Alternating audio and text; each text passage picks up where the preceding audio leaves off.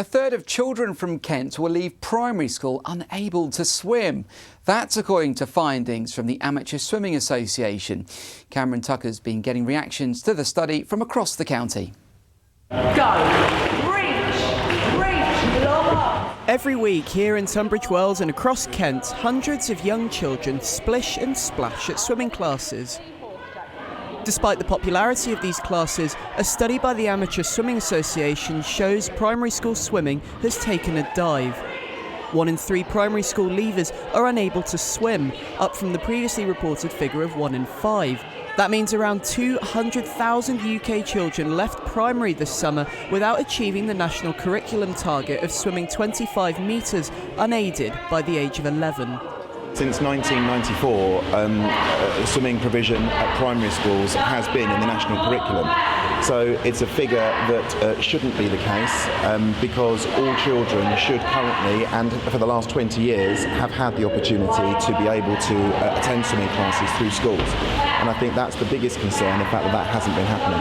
A lack of funding, cost of training teachers, transport between schools and pools, and a focus on science and maths as opposed to swimming.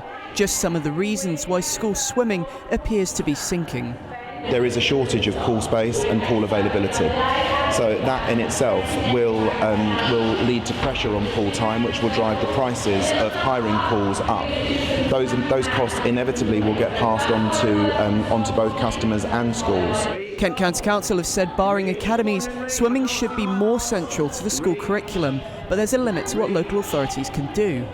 We've certainly always sought to support schools in what they do on swimming, so we have a policy that's designed to assist schools in how they address some of the health and safety issues, the use of another pool, a range of sort of practical issues that gives them support in that. We always seek still to provide a conference and indeed some training for PE coordinators, and we do notice whenever that happens that swimming comes up as a big issue. The main point is it already is part of the school curriculum. The big issue is that the curriculum is not being upheld. It's not just that children aren't attending classes, because I think over 70% of school children are attending swimming classes. The issues is the quality of what's actually being delivered as well. The lack of provision has also raised alarms over safety. About 300 to 400 drown every year. More children without basic swimming skills could have a troubling impact on these figures. Cameron Tucker for KMTV. To talk about this in a bit more depth, I'm joined by Teachers Union representative Warren Chambers from Thanet and our reporter Cameron Tucker, who's been working on the story. So first of all, Warren, thanks very much for joining us. What have you made of those figures? 1 in 3 children unable to swim. I'm not surprised by the figures because of the budgetary requirements and constraints on schools that swimming is a low priority for schools. It's not something that a teacher is going to be judged on whether their children can swim or not. It's about their English and maths, and so to go for a swimming lesson takes a lot of time, a lot of disruption to the day. The children get very excited, and in my experience, it's a low priority for teachers. And what about you, Cameron? I know you've done a fair bit of work on this. You've really looked at throughout the county. What have you found about it in terms of the curriculum? Yeah, well, as we've got Warren here who's from Thanet, I've talked to some teachers from Gravesend, throughout West Kent as well, and also swimming coaches.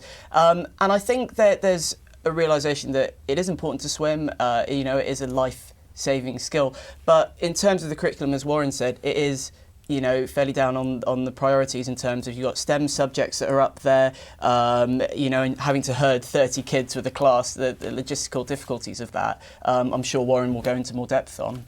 Mm-hmm. And I've tried to find my kids some swimming lessons in Kent and really had to search hard. But should it be down to the parents to look for the lessons?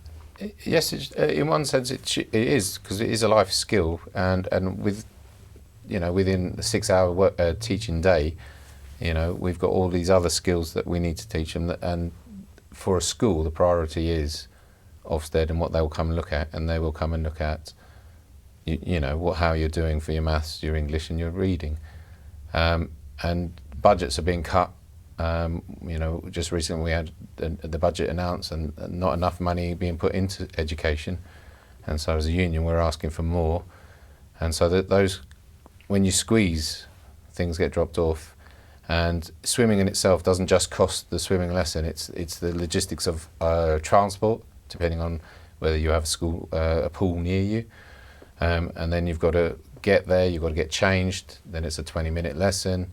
If you've got 30 children, that not all teachers are trained as swim instructors, so there's the extra cost, and then you've got to get back. That disruption for that day, it takes a lot of learning away from the curriculum, and so it's not given the priority it should.